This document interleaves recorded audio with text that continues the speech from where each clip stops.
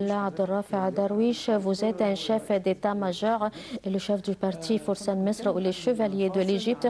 Nous avons déjà évoqué avant la pause les masses médias européennes. Vous avez déjà mentionné qu'il y a deux pays, la France et l'Allemagne, qui se rivalisent sur le contrôle des masses médias. Est-ce que les masses médias européennes vont critiquer la sécurité de la France, comme c'était le cas de l'Égypte? Les masses médias traitent tous les pays sur le même pied d'égalité parce que la France est le pays proche des pays arabes et la France qui a conclu l'accord de paix entre Israël et la Palestine et la un rôle clé au Mali et la France joue un rôle clé dans le continent africain. Pour cette raison, la France est considérée comme le pays à l'OTAN qui mène des bonnes relations avec les pays arabes et africains et par conséquent, il y aura une guerre menée contre la France, une guerre médiatique contre la France et on va savoir et préciser s'il y avait une défaillance ou un manque de devoir au sein de la peur de Charles de Gaulle en France. Alors, je vous remercie, Monsieur le Général, le chef d'état-major, Abdelrafi Darwish. Je vous remercie infiniment. De même, nous avons Monsieur Dr Ibrahim Choukri, docteur à la faculté, à l'Académie de la police. Bonsoir, Dr Ibrahim Choukri. Bonsoir, Monsieur Patrick. Justement, avec le général Abdelrafi Darwish, nous avons évoqué les possibilités d'attentats terroristes par explosifs ou par tir de grade, etc., ou aussi un accident d'avion, tout simplement, une chute, les appareils, les moteurs, tout. Le général Darwish a affirmé que la théorie de l'accident était peu probable parce que tout ne peut pas tomber en panne une seule fois. Les moteurs de l'avion, etc. Alors que pensez-vous, vous, que diriez-vous de ce qui s'est passé? Pensez-vous qu'il s'agisse d'un attentat terroriste ou d'un accident, ou si vous avez une autre thèse également éventuelle? Bon, permettez-moi d'abord d'analyser le plus rapide possible, puisque je sais que le temps...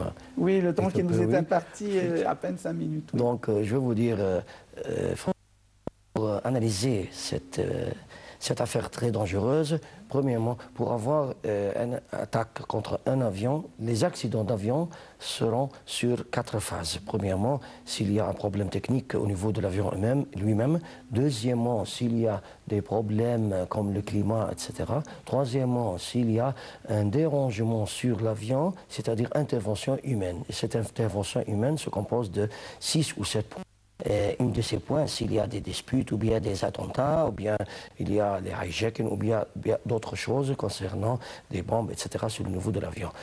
Cette affaire là, il n'y a pas de hijacking, il n'y a pas de détournement d'avion. Oui, mais je veux vous dire franchement, ce soir, on n'a rien reçu comme confirmation finale. C'est-à-dire, on n'a rien de définitif jusqu'à maintenant. Ce que nous avons...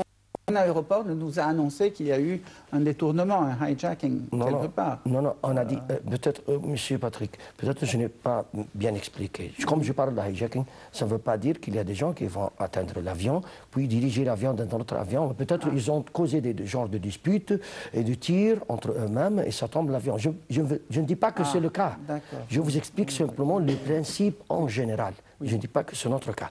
Donc, pour prendre ces cas qui sont essentiels dans les études des accidents d'avion, comme un expert ou analyste sécuritaire, je dois dire aussi que notre cas dont nous sommes ensemble ce matin, jusqu'à maintenant, c'est qu'un avion égyptien a disparu. Donc, en quel point et où se trouve et quelle est l'attaque ou bien le danger qui était en face de cet avion, jusqu'à maintenant, on ne sait rien. Oui, on ne sait rien, mais... les hypothèses toujours restent toujours. Quelles sont vos hypothèses à vous? Pour moi-même, je ne peux pas prendre une décision, puisque aussi je suis expert de sécurité, donc je ne peux pas dire là ou autre, mais je peux analyser tous les genres d'hypothèses. Nous avons entendu ce matin, Son Excellence, le ministre de l'Aviation, il a dit tous les avions sont bien, surtout cet avion, bien réparés avant de partir de l'aéroport. Donc on ne peut pas parler de concernant un accident, concernant un problème mécanique au niveau de l'avion ou technique. problème technique. Deuxièmement, si vous parlez d'un problème d'attaque ou de tir ou n'importe quelle chose, ça, on ne peut pas le découvrir, sauf après avoir les boîtes noires ou bien le corps même de l'avion, si c'est dans des ou sous la mer, etc.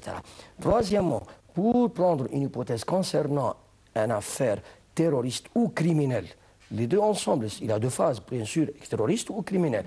On peut en parler de ça, bien sûr, mais après avoir aussi les évidences concernant est-ce qu'il y a eu une sorte d'attaque terroriste, c'est-à-dire est-ce qu'il y a eu quelqu'un qui a été forcé à passer quelque chose sur l'avion, comme on a parlé aussi au niveau de l'avion russe, vous vous rappelez. Donc c'était aussi un cas pareil, que la disparition, un avion qui sans savoir ou être bien sûr, sauf si on fait l'analyse finale du corps de l'avion et des boîtes noires. Donc ça, c'est la situation dont on s'en face maintenant. Moi, ce qui m'intéresse à ce point, d'abord, il faut s'intéresser des familles des victimes et ce qui se déroule maintenant au niveau de l'aéroport à Paris, Roissy, et aussi au niveau de l'aéroport de Caire. Deuxièmement, ce qui m'intéresse aussi, c'est la coopération internationale au niveau de la lutte contre ce d'affaires, si on parle d'attaque, bien sûr, mais si on parle aussi d'un accident normal, il faut aussi faire une sorte de coopération, c'est-à-dire la gestion de crise. Notre problème essentiel, c'est la gestion de crise internationale. Il faut avoir une aide internationale. Et aussi, troisièmement, il faut prendre en considération les annonces lancées par les pays majeurs dans ce problème, surtout les Français et aussi les Égyptiens, bien sûr les pays du bassin méditerranéen, qui sont toujours en coopération avec l'Égypte, qui présentent leur aide, et les Américains aussi, les Britanniques aussi. Donc ça veut dire qu'il y a une coopération internationale et aussi il faut changer notre point de vue concernant la coopération internationale pour lutter contre l'action ou contre le terrorisme en général. Donc là, pour la coopération internationale pour la lutte contre le terrorisme, nous, malheureusement, le temps qui nous est imparti est terminé, donc nous pourrons en discuter une autre fois dans une autre émission. Bien sûr. Je vous remercie beaucoup, Dr Ibrahim Chouk, professeur à la faculté, à l'Académie de police, c'est bien cela. Également, je tiens à remercier le général Abderraouf Darwish, expert en aéronautique militaire, également président du parti des Chevaliers d'Égypte ou Force Al-Masr. Merci beaucoup, mon général. Merci beaucoup, docteur Choukri. Merci également, mesdames, messieurs, encore une fois à toutes les familles des victimes de ce triste accident qui a eu lieu ce matin tôt. Toutes nos sincères condoléances. L'Égypte est en deuil, la France l'est aussi, et également tous les autres pays qui ont des victimes dans cet appareil. À dimanche prochain pour une nouvelle édition du programme.